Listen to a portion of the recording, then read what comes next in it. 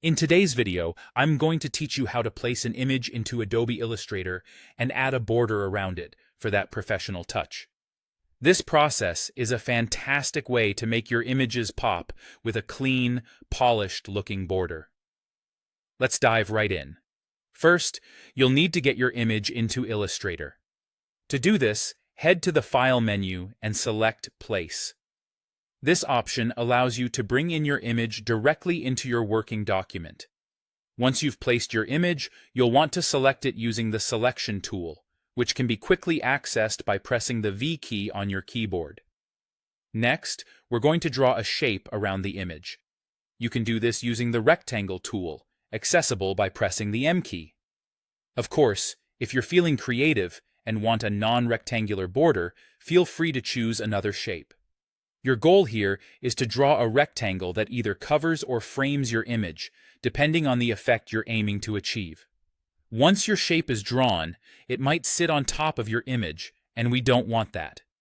To ensure it sits behind the image, you can right-click the rectangle and navigate to Arrange. Then, select Send to Back. This action makes sure your image is prominently displayed atop your newly drawn shape. Now that everything is in position, let's apply a style to our border. Click to select the rectangle and decide whether you want it to have an outline or a background color. If it's only an outline you want, set the fill to none. If you prefer a colored background, feel free to leave it as is. Next, look at the stroke settings, where you can determine the color and weight, essentially the thickness of your border.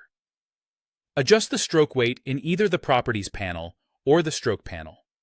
If you wish to change colors, you can easily do so using the Color panel or by double-clicking the stroke box and selecting your desired hue.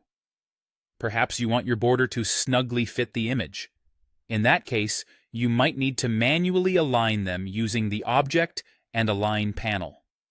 Alternatively, if you're looking to create a margin effect, a rectangle that's slightly larger than your image will give you that spacing. Finally, if you anticipate needing to move the image and border together, consider grouping them. It's simple. Just select both the image and the rectangle, then go to Object and choose Group, or use the handy shortcut Ctrl or Command+G. When everything looks perfect and you're ready to show off your work, it's time to export it. Choose your preferred format, whether it's PNG, JPEG, or another, and rest assured that both your image and its carefully crafted border will be included in the export. And there you have it, a beautifully bordered image ready for whatever you have planned next. I hope you found this tutorial helpful. Thanks for tuning in, and happy creating.